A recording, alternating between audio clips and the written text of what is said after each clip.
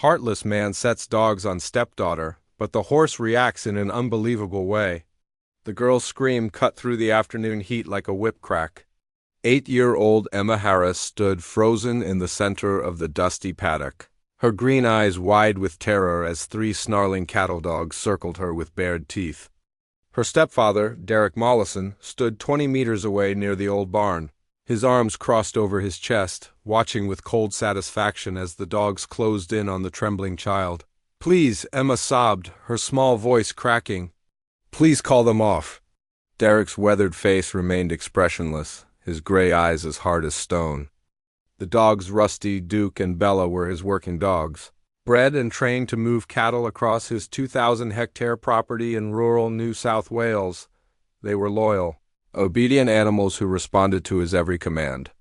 But today he'd given them a different order. Today they had a different target. "You need to learn respect, girl," Derek called out, his voice flat and emotionless. "Your mother's not here to coddle you anymore. This is my property, my rules.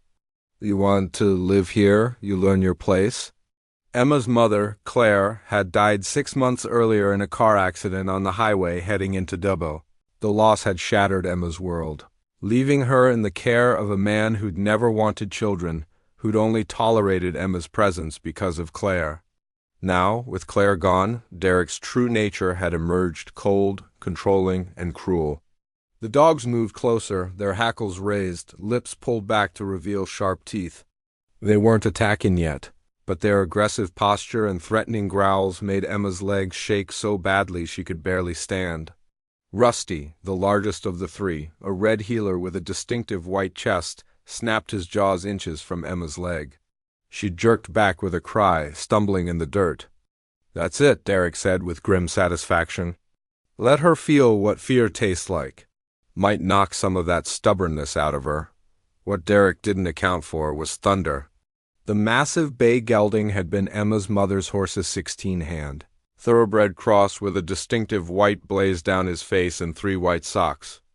Claire had bought Thunder as a young horse, gentled him herself, and the bond between woman and horse had been extraordinary.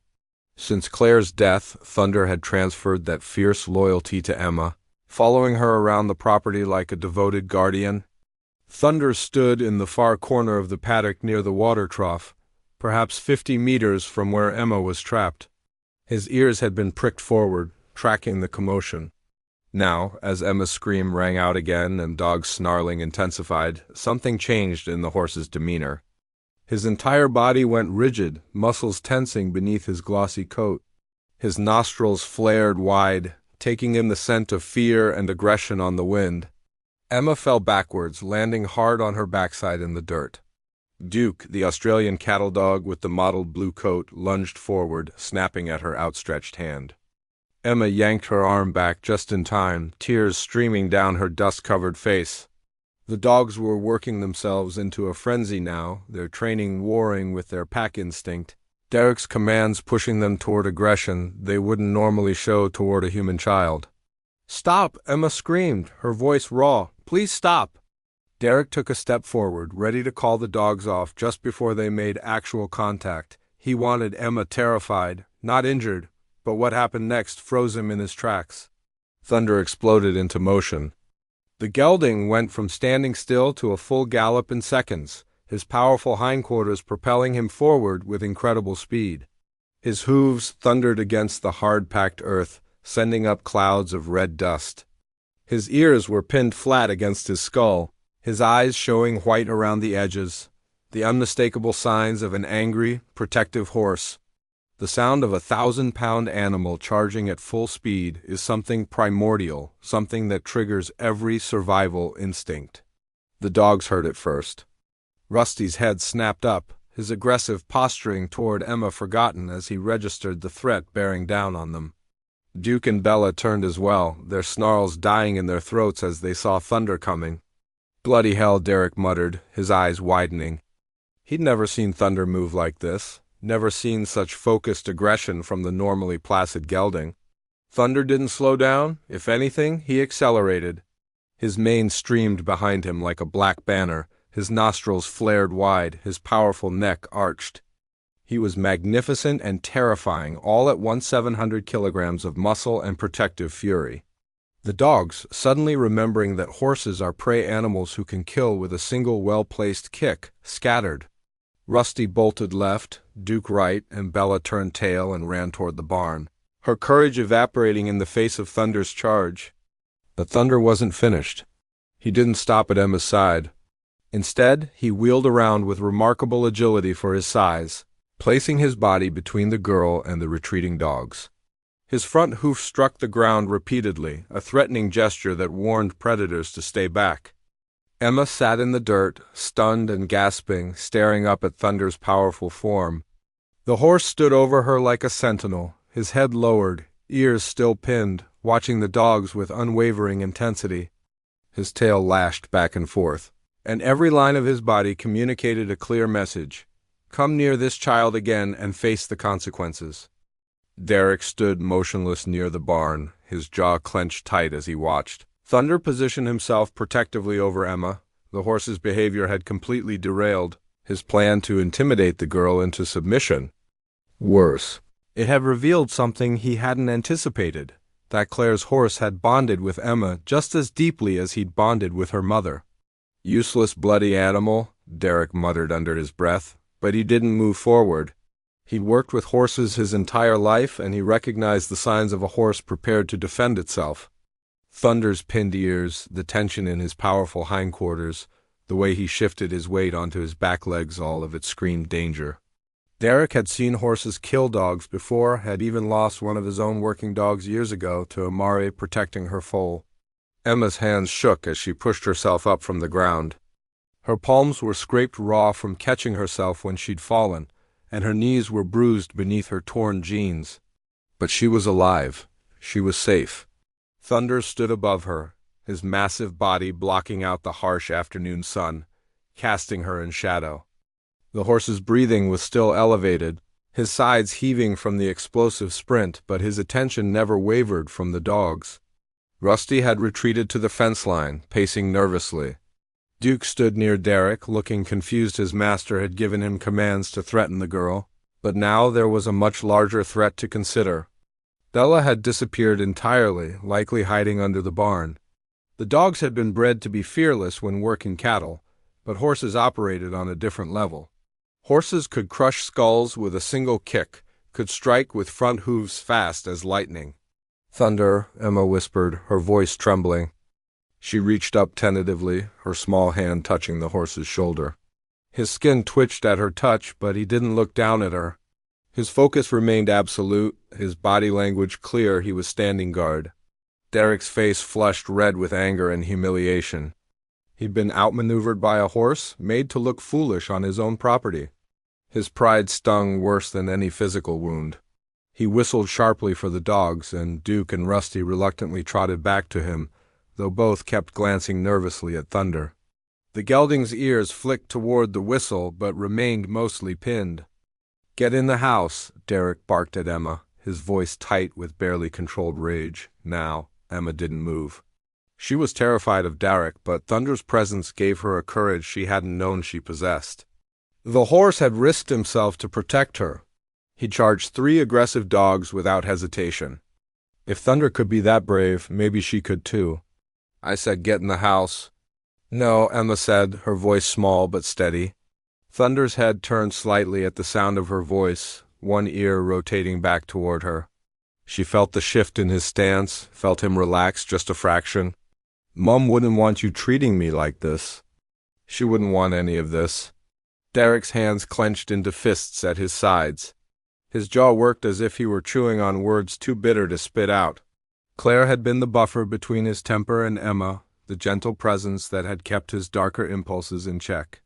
Without her, he convinced himself he had free rein to run his household and everyone in it, as he saw fit. "Your mum's dead," Derek said coldly, "and this is my property. That means you follow my rules or you leave, simple as that." "Where would I go?" Emma asked, tears threatening again. "I'm 8 years old. I've got nowhere to go." "Not my problem," Derek replied, but there was uncertainty in his eyes now. He knew the authorities would ask questions if Emma suddenly disappeared. Claire's family, her sister in Sydney, her elderly parents in Melbourne, they'd want to know what happened to the girl. He was stuck with her, at least for now. Thunder snorted loudly, pawing the ground again. The message was unmistakable. Derek could say whatever he wanted from a safe distance. But if he tried to approach Emma, there would be consequences. The horse's intelligence shone in that moment. He understood the threat. He understood his role. Derek spat in the dirt and turned away, whistling for the dogs to follow him.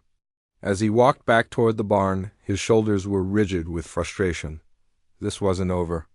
Not by a long shot, but for today, the horse had won.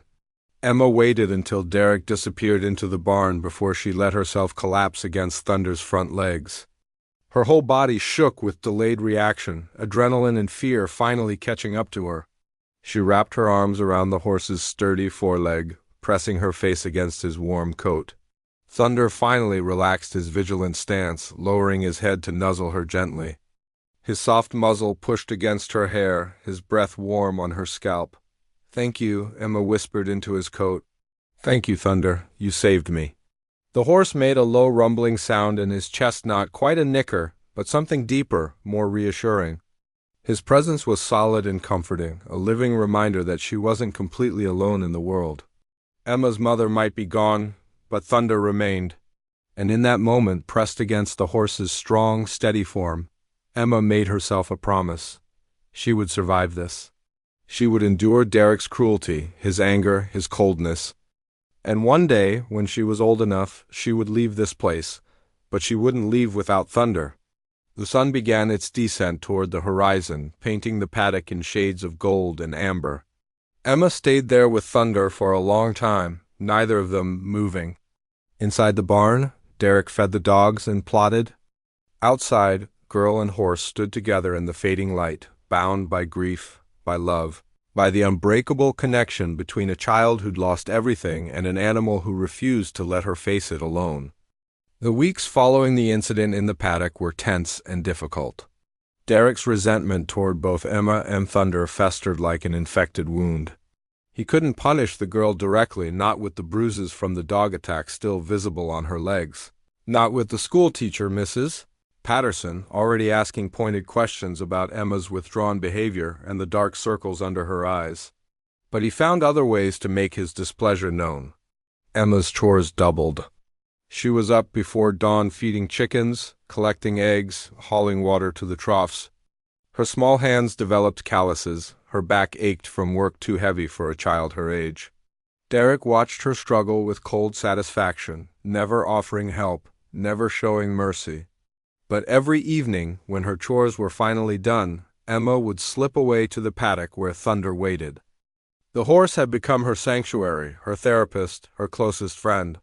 She would brush his coat until it gleamed, talking to him about her mother, about her fears, about the crushing loneliness that threatened to swallow her whole. Thunder would stand perfectly still during these sessions, his ears flicked back to catch every word, occasionally nuzzling her shoulder as if to say he understood. Derek noticed the bond deepening, and it ate at him. He tried separating them, locking Thunder in the far paddock, keeping Emma confined to the house, but the horse would pace the fence line, calling out with shrill whinnies that could be heard across the property. And Emma would sit at her bedroom window, watching Thunder's distant form, her face pressed against the glass. The separation caused such obvious distress in both that even Derek, in his cruelty, recognized it was counterproductive. Then came the day that changed everything. It was a Saturday morning in late spring, the air already thick with heat by 9 o'clock. Derek had left early to attend the livestock sale in Dubbo, taking his ute and the stock trailer. He'd be gone all day, possibly into the evening. Emma had learned to cherish these absences. They were the only time she felt she could breathe freely. She'd finished her morning chores quickly and headed straight for Thunder's paddock. The gelding greeted her with his usual low nicker, pushing his nose into her chest in search of the apple pieces she'd smuggled from the kitchen. Emma laughed, the first genuine laugh she'd managed in weeks, and produced the treats from her pocket. "Good boy," she murmured, stroking his face. "Such a good boy." She'd brought her mother's old saddle from the tack room, though it was almost too heavy for her to carry. Claire had taught Emma to ride when she was 5, patient lessons in the round yard that had instilled a love of horses deep in Emma's bones. But since Claire's death, Emma hadn't ridden at all. Derek had forbidden it, claiming she was too young to ride unsupervised, though Emma suspected he simply enjoyed denying her anything that brought joy. But Derek wasn't here today, and Emma was tired of being afraid, tired of being small and powerless. She dragged the saddle to where Thunder stood and, with considerable effort, managed to heave it onto his back. The gelding stood perfectly still, making it easy for her despite her struggles with the girth strap and buckles. 20 minutes later, Emma sat astride Thunder for the first time since her mother's death. Tears streamed down her face, but they were different tears, tears of grief mixed with something like happiness. This had been her mother's saddle, her mother's horse, and sitting here, feeling Thunder's warmth beneath her, Emma felt closer to Claire than she had in months. "Let's go for a ride, boy," she whispered, squeezing gently with her legs. Thunder responded immediately, walking forward with smooth, comfortable strides. They stayed in the paddock at first, Emma reacquainting herself with the rhythm of the horse's movement, finding her balance, remembering her mother's instructions: walk, halt, turn, walk on. Thunder was patient and responsive, his training evident in every movement. After 30 minutes, Emma felt confident enough to open the gate and venture beyond the paddock. The property stretched for kilometers in every direction, rolling hills covered in dry grass, scattered eucalyptus trees providing patches of shade. Emma guided Thunder along the old stock route that ran through the property's center, a worn path that generations of cattle had followed to water. The morning sun warmed her back, and for the first time since Claire's death, Emma felt something approaching peace. They rode for over an hour, following the meandering path, crossing dry creek beds, pausing beneath shady trees. Thunder seemed to sense Emma's need for this escape, his ears forward, his gait steady and calm. They passed the old windmill at the property's eastern boundary, its blades creaking in the hot wind. They skirted the stand of ironbark trees where Emma's mother had loved to photograph birds. Emma was so absorbed in her memories, so lost in the simple pleasure of riding, that she didn't notice the sky darkening behind them. Storm clouds had been building over the ranges all morning, and now they rolled across the sky with surprising speed, bringing with them the promise of the season's first real rain. The temperature dropped suddenly, and the wind picked up, whipping Emma's hair across her face. Thunder's ears pinned back, and he sidestepped nervously. Emma felt the change in his body language immediately, the tension in his muscles, the way his head came up, nostrils flaring. She'd been so focused on her own emotional journey that she'd failed to pay attention to the weather, failed to notice how far they'd wandered from the homestead. The first crack of thunder was so loud it seemed to split the sky. Thunder bolted. One moment they were standing still, and the next the gelding was galloping flat out, his body stretched low and fast. Emma grabbed for his mane with one hand, clutching the saddle's pommel with the other. Her feet lost the stirrups almost immediately, and she clung on through sheer desperation, her heart hammering against her ribs. "Whoa!" Emma screamed. "Thunder, whoa!" But the horse was beyond hearing, beyond reason. Thunderstorms were his one weakness, the only thing that could override his normally calm temperament. He ran blindly, panic driving him, and Emma could do nothing but hold on and pray she didn't fall. Thunder galloped across the property with Emma clinging desperately to his back. The storm unleashed its fury, lightning forked across the darkened sky, thunder crashing so close Emma could feel it in her chest. Rain began to fall in heavy sheets, soaking through her clothes within seconds, making the reins slippery in her hands.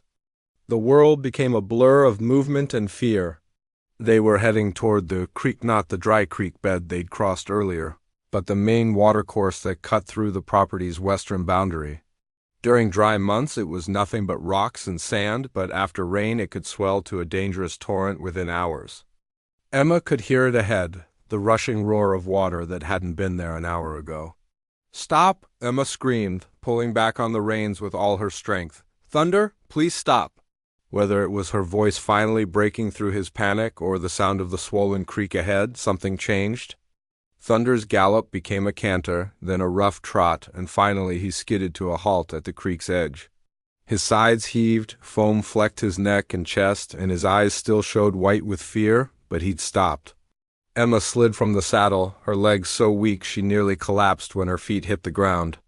The creek before them was a churning mess of brown water, debris, and foam, completely impassable. They were trapped on the wrong side, kilometers from the homestead, in the middle of a dangerous storm. Emma's teeth chattered from cold and shock. Her wet clothes clung to her skin, and she had no idea which direction would lead them safely home. Thunder's panic had subsided, replaced by confusion and exhaustion. He stood with his head lowered, still breathing hard, occasionally flinching when thunder cracked overhead. Emma moved to his side, pressing her face against his wet neck. "It's okay," she whispered, though she wasn't sure if she was comforting him or herself. "We're okay. We'll figure this out." But the truth was, Emma was terrified. The temperature had dropped dramatically, and hypothermia was a real danger. Night would fall in a few hours, and she had no shelter, no food, no way to call for help. Derek wouldn't even notice she was missing until he returned home, and given how he felt about her, she wasn't confident he'd mount a serious search. Then Emma heard something that made her blood run cold, the deep, aggressive barking of dogs. Not just any dogs? Derek's dogs. Through the rain and gathering darkness, she could make out three forms on the opposite side of the creek. Rusty, Duke, and Bella. They must have followed Thunder's trail from the homestead, tracking them across the property. And now they stood on the far bank, barking furiously, unable to cross the swollen water, but clearly agitated by Emma and Thunder's presence. Thunder's head snapped up, his ears pinning back immediately. The trauma from the paddock incident was clearly fresh in his mind. He positioned himself between Emma and the creek, his body tense and ready despite his exhaustion. The dogs paced the far bank, their barking increasing in volume and aggression. Then Emma saw him, Derek. He emerged from the tree line on the opposite side, drenched and furious. He must have returned home early, discovered Emma and Thunder missing, and set out to find them. The dogs had led him straight to them. "You stupid girl!" Derek shouted across the roaring water. "What the hell were you thinking?" Emma didn't answer. There was nothing she could say that would satisfy him, nothing that would make this situation better. She could see the rage in his posture, the way his hands clenched and unclenched at his sides. When he got his hands on her, and eventually the punishment would be severe. But Derek quickly realized the creek made that impossible. The water was too high, too fast, too dangerous to cross. He'd have to ride back to the homestead, cross at the bridge 5 kilometers downstream, and come back around. That would take at least 2 hours, possibly more in these conditions. "You stay right there," Derek commanded, pointing at her. "Don't you bloody move." He turned and disappeared back into the tree line, the dogs following reluctantly, still casting glances back at Thunder and Emma. The barking faded, and suddenly Emma and Thunder were alone again with just the sound of rain and rushing water. Emma's mind raced. She had perhaps 2 hours before Derek returned. 2 hours to decide what to do. She could wait here, face his wrath, return to a life of fear and cruelty, or she could run. The thought was terrifying but intoxicating. Run where? She had no idea, but anywhere seemed better than going back. She looked up at Thunder. The gelding had calmed significantly now that the dogs were gone, though he still watched the creek with suspicion. His dark eyes met hers, and Emma felt something shift inside her chest. Her mother's voice echoed in her memory, a conversation from years ago, when Emma had asked why Claire loved horses so much. "Because they're honest," Claire had said, stroking Thunder's nose. "They don't lie, they don't manipulate. They just are. And when a horse chooses to trust you, to protect you, it's the purest kind of love there is." Thunder had chosen Emma. He'd protected her from the dogs. He carried her across the property. And now he stood here, waiting for her to decide their next move. "We can't go back," Emma whispered. "Can we, boy?" She thought of her mother's sister and Sydney Aunt Margaret, who'd sent cards and called occasionally, but had never visited. Claire had mentioned a rift in the family, something about Margaret not approving of Derek. Emma had Margaret's address somewhere in her mother's belongings. Sydney was hundreds of kilometers away, but it represented safety, family, escape. Emma gathered Thunder's reins and began leading him along the creek, searching for a place where they might cross safely or a path that would lead them away from Derek's property. The rain continued to fall, but Emma's shivering had stopped. She felt warm now, driven by adrenaline and determination. Thunder followed without resistance, trusting her completely. They walked for over an hour before finding a place where the creek widened and shallowed enough to attempt a crossing. Thunder balked at first, but Emma's gentle encouragement convinced him to try. The water rose to his chest at the deepest point, but he pushed through steadily, keeping his footing, keeping Emma safe. On the far side, Emma remounted and pointed Thunder east, away from Derek's property, toward the main highway that led to Sydney. She didn't have a plan beyond survival, didn't know how an 8-year-old girl and a horse would make it hundreds of kilometers to safety. But she knew one thing with absolute certainty: she and Thunder were family now, partners, and whatever came next, they would face it together.